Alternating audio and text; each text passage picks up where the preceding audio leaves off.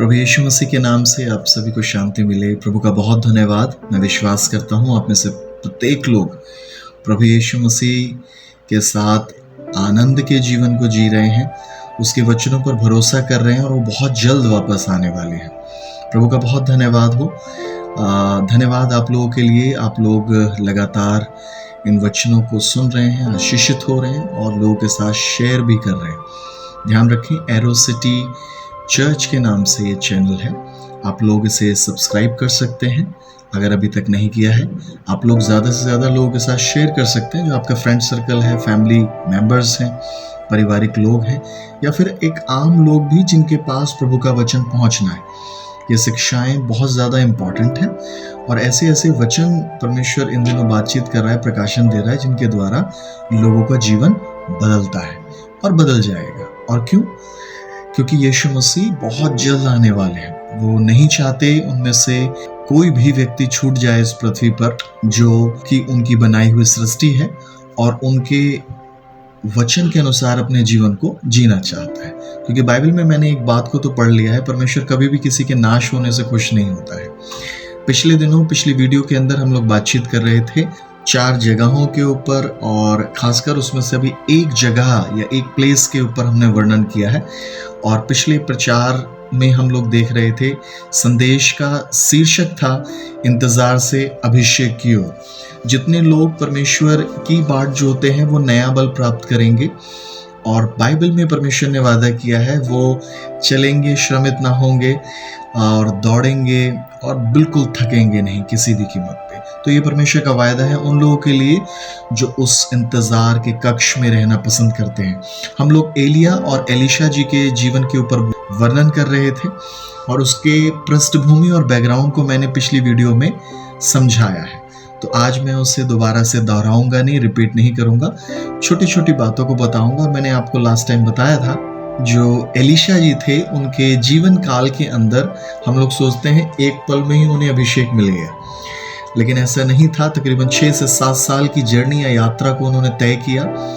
और वो अगर आप देखेंगे दूसरा राजा की पुस्तक 2 अध्याय के आगे जब आप पढ़ेंगे तो वहाँ लिखा है कि एलीशा वो व्यक्ति थे जो एलिया जी के हाथों को भी धुलाया कर, उनके चीज़ों का रखरखाव करते थे, उनके जीवन के कई पहलुओं से सीखते थे, उनकी ज़रूरतों को पूरा करते थे, एक सेवक के तौर पे हमेशा हाजिर रहते थे। और उन्होंने कभी भी एलिया जी के विरोध में या किसी भी प्रकार से ऊंची आवाज़ में बातचीत नहीं करी, और वो हमेशा एलिया जी के संग संग रहकर कई बातों को सीखते थे। यहाँ तक कि जबकि एलिया जी के जाने का समय निकट आया स्वर्गारोहण का, एलिया और हनोक 2 व्यक्ति बाइबल में ऐसे पाए जाते हैं जो जीवित उठा लिए गए, मांस और लहू के साथ, बॉडीली अवस्था में। और ये परमेश्वर की एक अपनी महानता और योजना है जिनसे वो प्यार करता है। वो उसकी प्लानिंग है, जिसको जैसे जिस तरह भी इस्तेमाल करें, उठाए जाए, वो परमेश्वर जैसा चाहते हैं वैसा करते हैं। हमें मिलता है बाइबल में कि ये एलिया जी जब उठाए जाने वाले थे, एलीशा जी पीछा नहीं छोड़ रहे थे और उन्हें मालूम थी उस वक्त की नज़ाकत, इंपॉर्टेंस, महत्वपूर्णता को वो समझते थे कि कितना ज़्यादा ज़रूरी है एक अभिषिक्त के साथ साथ इतना समय बिताना। और जब उसका अंतिम समय आ गया है परमेश्वर के पास जाने का, तो उनसे उन चीज़ों को प्राप्त करना जो उसने अपने जीवन काल में सीखी हैं परमेश्वर के साथ रहते हुए। मैं विश्वास करता हूँ जब हम इस विषय के ऊपर डिस्कस कर रहे हैं, इंतज़ार से अभिषेक की ओर, हमें बहुत सारी चीज़ों को सीखने का अवसर मिल रहा है। हम देख रहे हैं एक व्यक्ति अभिषेक जो कि जुए को तोड़ता है या भार बोझ को तोड़ डालता है जो जीवन में है। अभिषेक और कुछ नहीं, एक ऐसी अनॉइंटिंग है, एक एबिलिटी है, एक योग्यता है जो परमेश्वर की ओर से दी जाती है, परमेश्वर के चुनिंदा लोगों को। और परमेश्वर ये सब पे उड़ेलना चाहता है, और खासकर उन पे जो प्रूवन, जो अपने आप को साबित कर रहे हैं, जो अपने आप को त्याग के लिए, सेक्रीफाइस के लिए तैयार कर रहे हैं या फिर कर चुके हैं, उनके लिए अभिषेक बना हुआ है। वो अभिषेक का पात्र होते हैं जो परमेश्वर की इच्छा के अनुसार विश्वास योग्य ठहरते हैं। और ये एक योग्यता, एबिलिटी है जो हर एक मानव जाति के जीवन में परमेश्वर डालना चाहता है, जिससे परमेश्वर की इच्छा और योजना पूरी हो। मेरी नहीं, आपकी नहीं, परमेश्वर की इच्छा और परमेश्वर की योजना पूरा हो। तो याद रखें, जब जब आप अभिषेक के लिए ठहरते हैं, परमेश्वर से मांग करते हैं, तो परमेश्वर की इच्छा पूरी हो, इस प्रकार से हमें इस अभिषेक को देखना है, समझना है। बहरहाल दूसरा राजा उसका दूसरा अध्याय और दूसरे ही वचन में लिखा हुआ है, जब वो गिलगाल में खड़े थे दोनों एक साथ, मैंने लास्ट वीडियो में आपको बताया था, तब परमेश्वर के आत्मा ने एलिया जी से बातचीत करी और कहा कि मैं तुझे बेतेल की ओर जाने की आज्ञा देता हूँ। और यही बात उन्होंने एलीशा जी के साथ शेयर करी, बांटी। और तब वो कहते हैं एलिया जी कि तुम यहीं ठहरे रहो, इसी स्थान में ठहरे रहो, और मुझे परमेश्वर आगे बढ़ने के लिए बोल रहा है।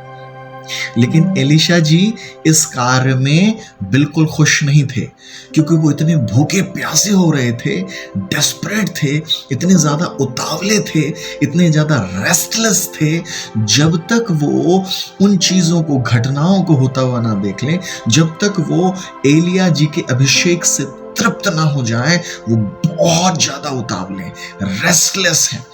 उन्हें अभिषेक के बजाय अगर कोई और चीज दी जाए तो उन्हें नागवारा है, उन्हें पसंद नहीं है। वो भूख प्यास को भूल गए अपनी, मुझे रोटी पानी की आवश्यकता है, वो धूप को भूल गए, वो कई प्रकार के मौसम वातावरण की चीज़ों को भूल गए, वो भूल गए अपने घर बार हर चीज़ को। एक ही चीज़ उनका फोकस और टारगेट बनी हुई थी, वो थी उस अभिषेक को प्राप्त करना। और हम यही सीख रहे हैं इंतजार से अभिषेक की ओर। केवल एक ऐसा पहलू है जो कि इंतजार करना है, patiently waiting upon the Lord, परमेश्वर की उपस्थिति में ठहरना है, जो हमें अभिषेक की ओर अग्रसर करता है, बढ़ाता है। और ये पड़ाव 4 चीजें हम लोग देखने की कोशिश कर रहे थे, उसमें से एक ही मैंने आपके साथ शेयर करी थी, गिलगाल, सेपरेशन, अलगाव। आखिर किस प्रकार से मैं उस अभिषेक की ओर बढ़ पाऊंगा जो मुझे मेरी लाइफ में चाहिए, जो परमेश्वर के कार्य को करता है, परमेश्वर की योजनाओं को पूरा करता है। और सबसे पहली सीढ़ी थी गिलगाल, सेपरेशन, अलगाव, पाप से अलगाव, पाप हटाया जाना, कई चीजों का मेरे जीवन से हट जाना। दूसरी चीज बेथेल। बेथेल शब्द का अर्थ है, Beth means house, L means God. ये हिब्रू इब्रानी भाषा का शब्द है। बेथ मतलब house, L means God, house of the Lord, परमेश्वर का भवन, परमेश्वर का घर। परमेश्वर का घर हमेशा उसकी उपस्थिति को कैरी करता है, उसकी उपस्थिति से बना हुआ है। जहां परमेश्वर का घर है वहां परमेश्वर की पावन खुशनुमा उपस्थिति पाई जाती है। तो बेथेल और कुछ नहीं, परमेश्वर का वो घर है जहां उसकी उपस्थिति, भरपूरी की उपस्थिति पाई जाती है। और एलिया को परमेश्वर बोल रहे थे, मैं तुझे अपनी उपस्थिति से गुजारना चाहता हूँ, मैं तुझे अपनी उपस्थिति में लिए चलना चाहता हूँ, मैं तुझे अपनी उपस्थिति में लाना चाहता हूँ, मैं तुझे अपनी उपस्थिति में ठहराना चाहता हूँ। देखिए कितने अच्छे उत्तम शब्द हैं ये, सेंटेंसेस, कथन है। परमेश्वर की उपस्थिति में बने रहना, ठहरे रहना, गुजरना, उसमें चलना। ये बात नूह के जीवन में पाई जाती थी, नूह परमेश्वर की उपस्थिति में चलते थे। ये बात हनोक जीवन में पाई जाती थी, हनोक परमेश्वर के साथ साथ चलते थे। उत्पत्ति 5वें अध्याय में लिखा हुआ। अब्राहम 17 अध्याय में लिखा उत्पत्ति की वहां खड़े थे जहां परमेश्वर मिलता है। ये सारे योद्धा परमेश्वर की उपस्थिति के कायल थे, परमेश्वर की उपस्थिति में ठहरना जानते थे।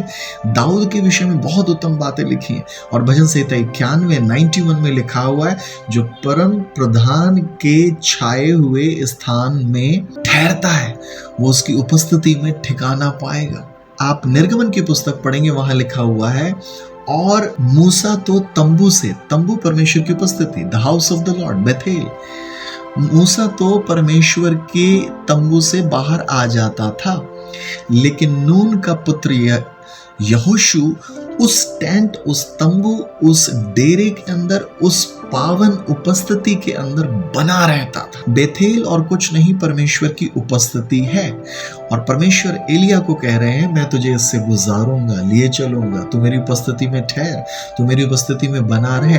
बेथेल की इस उपस्थिति के अभिषेक को नून का पुत्र यहोशू जानता था, दाऊद जानता था, अब्राहम जानता था, यिर्मयाह, यशायाह पहचानते थे। इसी बात को एलीशा भी एलिया के साथ साथ रहते पहचान गए थे। क्या आप अभिषेक के उस पड़ाव को प्राप्त करना चाहते हैं? तो आपकी और मेरे लिए कोई शॉर्टकट बना ही नहीं है। गिलगाल से जो लोग होके जाना पसंद करते हैं वो नेक्स्ट पड़ाव में ही बेथेल में पहुंचाए जाएंगे, और बेथेल और कुछ नहीं परमेश्वर की पावन उपस्थिति को बताता है। यीशु मसीह ने बहुत साफ बोला यूहन्ना 15:7 में, यदि तुम मुझ में और मेरे वचन तुम में बने रहेंगे तो तुम जो कुछ मांगो तुम्हारे लिए हो जाएगा। बना रहना बहुत ज्यादा जरूरी है। If you abide in me and my words abides in you, whatever you ask, it will happen according to your will. तुम जो मांग रहे हो वो घटनाएं तुम्हारे जीवन में घटेंगी। और एलीशा किन चीजों की अभिलाषा, किन चीजों की चाहत रखते थे? एलीशा परमेश्वर के उस पावन अभिषेक की खोज कर रहे थे।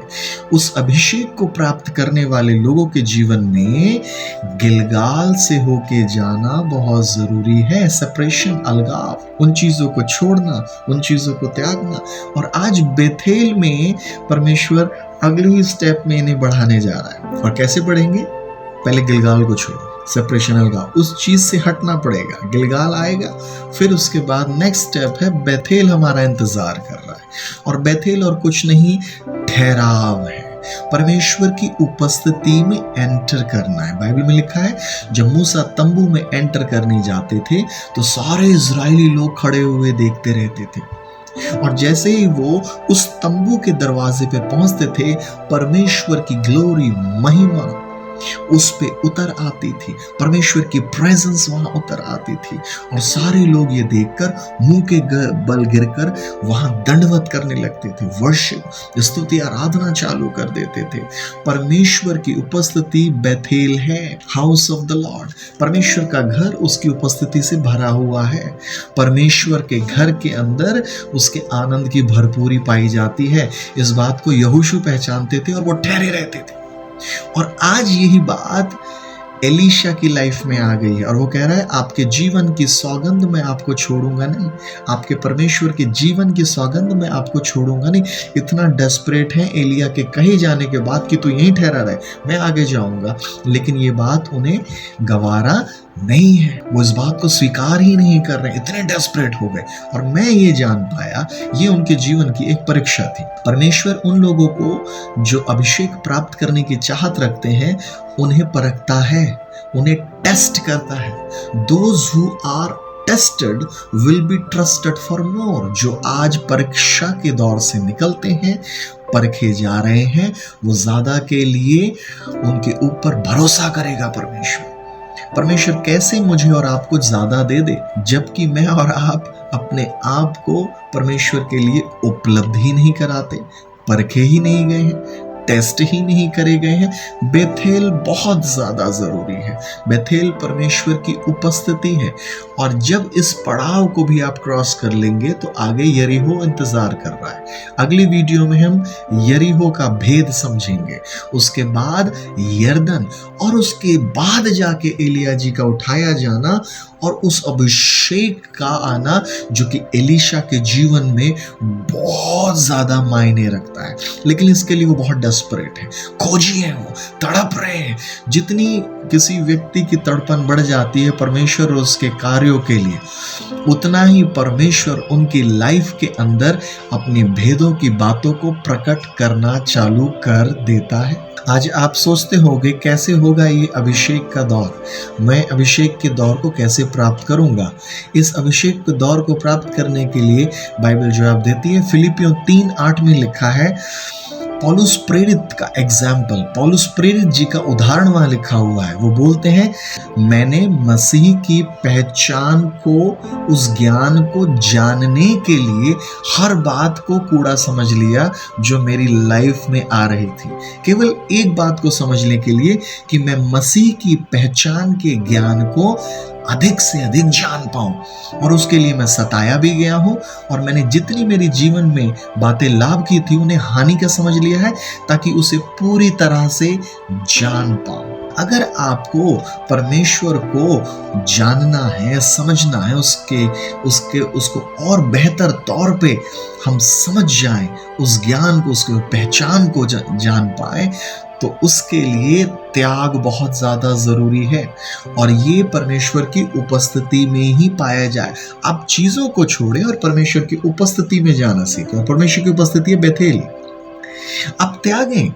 यहोशू बहुत ज्यादा फोकस्ड थे, उन्होंने संसार की चीजों को छोड़ा और उनके लिए तंबू, परमेश्वर की उपस्थिति बेथेल बन गया, जहां वो आमने सामने एनकाउंटर करते थे परमेश्वर के दर्शनों का, परमेश्वर के प्रकाशनों का। वहीं से शब्द वो सुनते थे।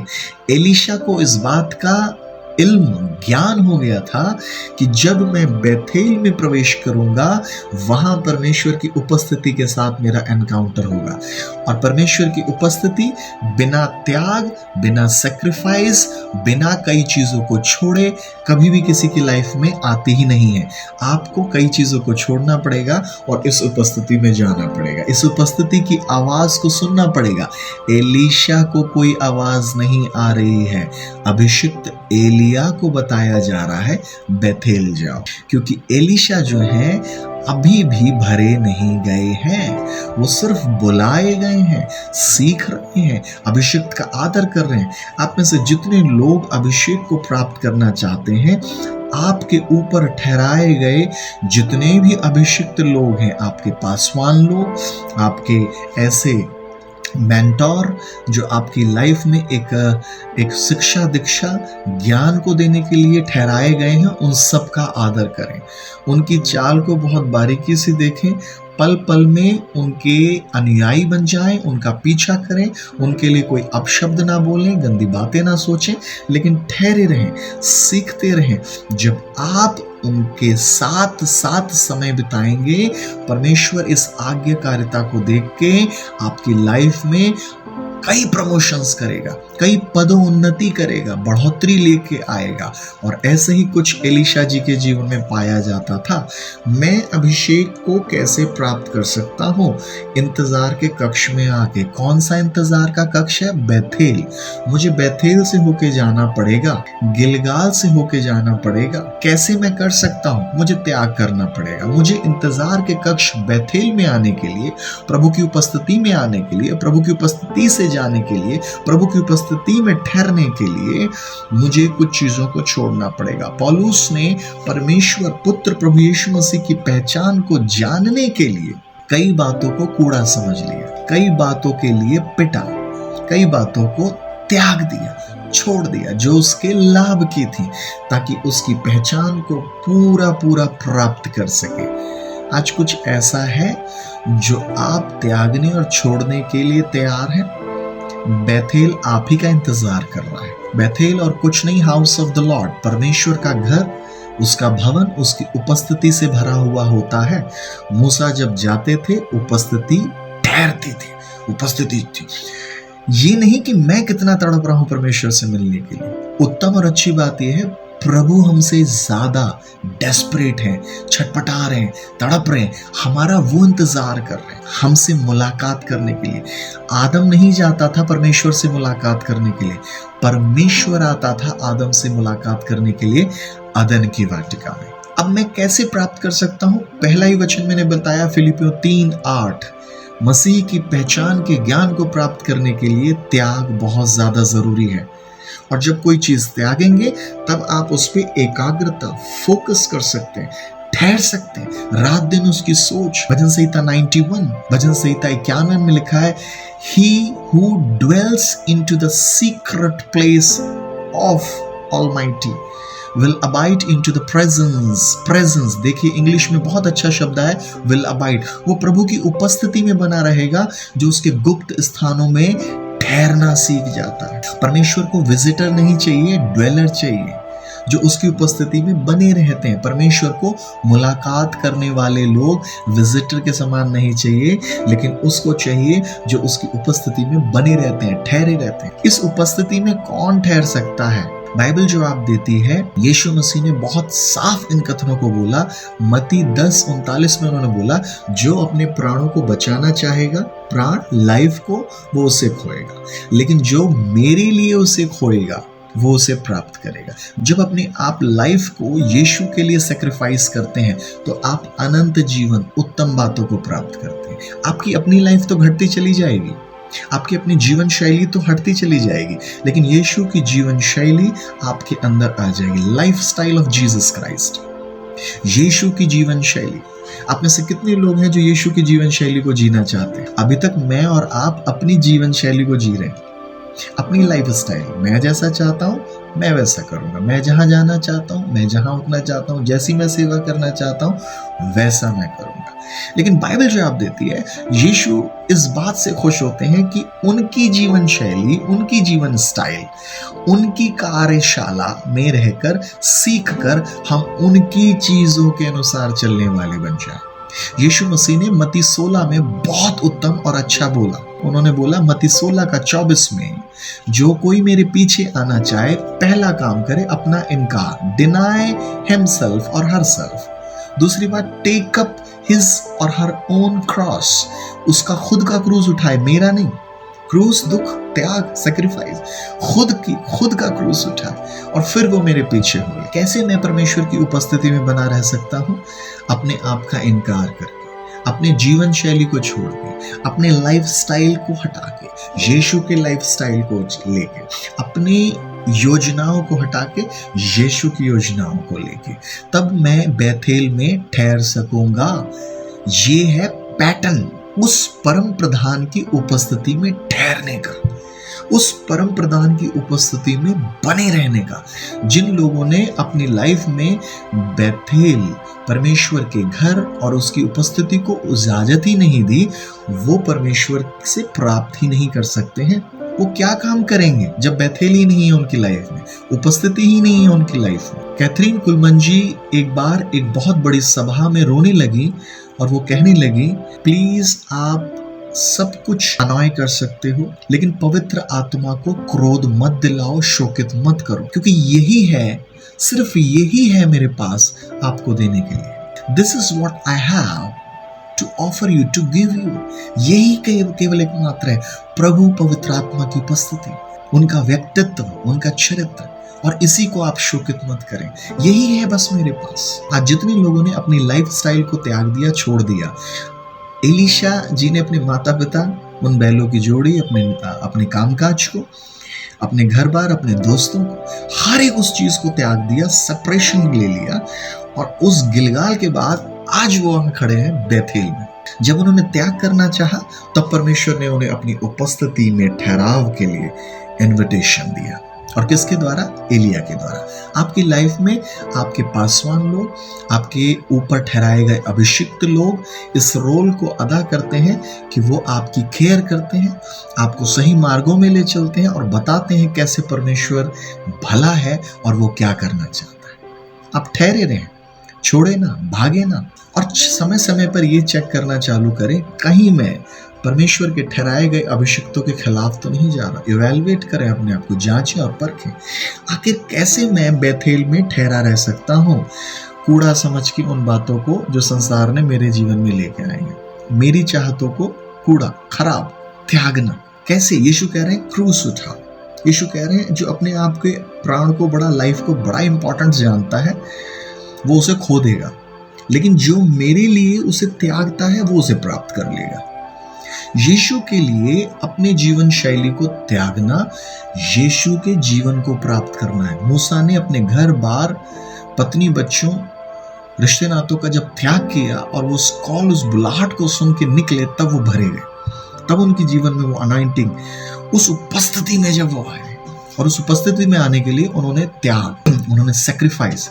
बैथेल में आने के लिए एलिया जी को बोला गया, और जब वो बैथेल में आने के लिए बोला गया है तब सिर्फ एलिया सुन रहे हैं, एलीशा नहीं, लेकिन एलिया ही वो माध्यम है जो एलीशा को बता रहे हैं। और ये परमेश्वर की ओर से एक परीक्षा थी कि क्या एलीशा इस समय में भी, जब मैं उसे आगे बढ़ने के लिए बोल रहा हूं एलिया को, तो क्या वो कई चीजों का त्याग करने के लिए तैयार है। यीशु मसीह ने यूहन्ना 17:3 में बोला कि ये अनंत जीवन की बात है कि वो तुझ सच्चे परमेश्वर को जानने पाए। चलिए लोग, ये अच्छी और अनंत जीवन की बात है कि वो तो सच्चे परमेश्वर को जानने पाए और तूने जिसे भेजा है, वो अपनी बात कर रहे थे, तूने जिस यीशु नासरी को भेजा है उसे जानने पाए, ये अनंत जीवन है। और इस बात को जानने के लिए आपको बैथेल में आना बहुत जरूरी है। और पौलुस यही बोल रहा है कि मैं उसकी पहचान के ज्ञान को प्राप्त करने के लिए हर एक बात को कूड़ा समझता हूँ, खराब समझता हूँ, तुच्छ समझता हूँ, हानि की समझता हूँ। आज बहुत सारे लोग प्रश्न पूछते हैं, मैं बैथेल में जाने के लिए क्या करूँ? यही बात है, आपको छोड़ना पड़ेगा उन सारी चीजों को। हल पे हाथ रख के यीशु मसीह ने बोला, जो पीछे देखता है वो मेरा चेला कहलाने के योग्य नहीं। एलीशा ने जब हल पे अर्थात उस कार्य पे जो परमेश्वर की योजना के ऊपर अपने आप को दे दिया, एक बार डेडिकेट कर दिया, उन्होंने पीछे मुड़ के नहीं देखा। एक घटना को याद करता हूँ बहुत लंबा समय पहले, और ये सत्य घटना है, काल्पनिक नहीं है। एक व्यक्ति जो कि विदेश से भारतवर्ष में आए थे और वो यहाँ रहे, उन्हें यहाँ की कई लैंग्वेज नहीं आती थी। वो एक इलाके में रहा करते थे जहाँ की भाषा बोल पाना और समझ पाना उनके लिए मुश्किल था। तो उन्होंने एक ही काम किया, उन्होंने बोला, प्रभु मैं यहाँ कैसे सेवा करूं? वो कई कई दिन उपवास में निकल जाते थे, और जब वो उपवास में ठहरते थे, बहुत लंबे समय जब वो उपवास में ठहरते थे, पूरा इलाका और जो नगर या गांव था वो उस उपस्थिति से भर जाता। एक बार करते करते करते जब उनकी उम्र बढ़ने लगी तो एक समय आया कि वो चल बसे, प्रभु में सो गए। जब लोगों को पता लगा ये व्यक्ति मर गया है तो वो आए और देखने लगे, और वहां से एक राहगीर जा रहा था, राह में एक आम आदमी निकल रहा था, और उन्होंने लोगों से पूछा कि यहाँ क्या हुआ है। तो बोलते एक व्यक्ति था जो बाहर विदेश से आया था और बहुत प्रार्थना किया करता था, रात दिन हमें से कभी बाहर घर से देखते नहीं थे, लेकिन ये जरूर सुनते थे प्रार्थना करता था, इसके कारण हमारे पूरे गांव और मोहल्ले में शांति रहती थी। और बहुत सारी उत्तम बातें जो व्यक्ति करता था उनके बारे में बताया गया। उस व्यक्ति ने कभी किसी को प्रचार नहीं करा, वो ठहरा रहता था प्रभु की उपस्थिति में, लेकिन अब वो मर गया है। और इस बात की चर्चा एक आम व्यक्ति के कान में पहुंची, और वो देखना चाहता था कि ये व्यक्ति है कौन। वहां से गुजर रहा था, घर से निकल गया, लेकिन वो फिर पीछे मुड़ के आया। उसने बोला, भीड़ क्यों लग रही है? और जब भीड़ के लोगों ने उन्हें ये बताया तो वो घर के अंदर गया, और जैसे ही उस घर के अंदर गया, उस व्यक्ति ने उस मरी हुई लाश को देखा, और जाके उस लाश ने, उस व्यक्ति ने इतना ज्यादा उसे प्रभावित किया, वो पास गया और उस व्यक्ति को जाके सिर्फ छू लिया, देखना चाहता था। और ये जो घटना है बहुत सत्य है। इस घटना के अंत में जो निचोड़ है, सारांश है, वो ये था कि वो व्यक्ति जो बाहर विदेश से आया था वो तो मर गया, और वो यही प्रार्थना करता था यहाँ आके, प्रभु इन इलाकों को बदलो, लोगों को बदलो, लेकिन उसने कभी किसी को प्रचार नहीं करा। वो प्रभु की उपस्थिति में ठहरा, लेकिन आज वो मर गया। एक ऐसा व्यक्ति जिसको देखने की चाहत है, वो गया और उसने वहां देखा और उस लाश को छू तक लिया, और वो उस अनॉइंटिंग से भर गया जो उस व्यक्ति के अंदर पाई जाती। अब ये व्यक्ति जब परमेश्वर के अभिषेक और सामर्थ से भर गया तो लोगों को जा जाके सुसमाचार सुनाने लगा, और पता नहीं कितने लोगों को उसने बचाया और प्रभु के पास लाया। एक ऐसा चेहरा जिसने कभी भी लोगों को प्रचार नहीं करा, और लोगों ने उसके चेहरे को भी नहीं देखा, लेकिन वो जो अभिषेक था वो दूसरे व्यक्ति की लाइफ में ट्रांसफर हो गया। इस अभिषेक को प्राप्त करने के लिए एक ठहराव बहुत ज्यादा जरूरी है, एक त्याग बहुत ज्यादा जरूरी है।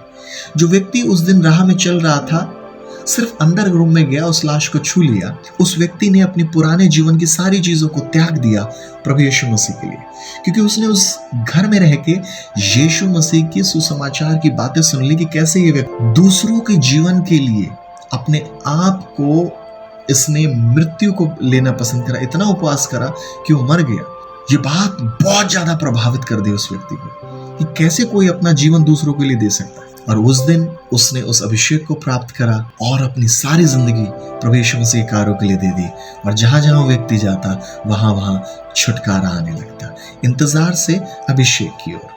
मेरे प्रियो, ये अभिषेक एक बैथेल नाम की जगह से हमारे जीवनों में बहना चालू हो जाए। बैथेल आना बहुत जरूरी, परमेश्वर की उपस्थिति, बैथेल से गुजरना बहुत ज्यादा जरूरी है। एलीशा जी वही व्यक्ति थे जो बैथेल से होकर गुजरे थे, ठहराव, रुके, प्रभु की उपस्थिति। और जब हम प्रभु की उपस्थिति से होकर गुजरते हैं, हम तराशे जाते हैं, छाने जाते हैं, हमारे अंदर नया बल आता है, हम तृप्त किए जाते हैं। अगर आप अभिषेक को प्राप्त करना चाहते हैं जो स्वर्गीय है, स्वर्गीय स्थानों से बह रहा है, तो मैं आपसे यही निवेदन करूंगा, गिलगाल से होके जाना बहुत जरूरी है, और बैथेल में रुकना, ठहरना बहुत ज्यादा जरूरी है। और जब आप बैथेल की कीमत को पहचानेंगे, अगले ही क्षेत्र में आपके लिए अभिषेक इंतजार कर रहा है, वो अभिषेक जो कि स्वर्गीय है। क्या आप बैथेल को अपने जीवन में लाना पसंद करेंगे? अगर हाँ, तो आपको अपने आप का इनकार करना है और क्रूस को उठाना है। ये मैं नहीं कह रहा हूं, यीशु मसीह कह रहे हैं।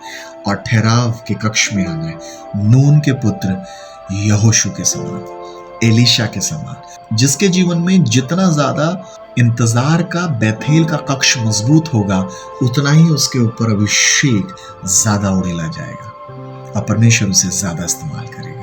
प्रभु आपको जय के उत्सव में लिए चले। इस वीडियो को ज्यादा से ज्यादा शेयर करें।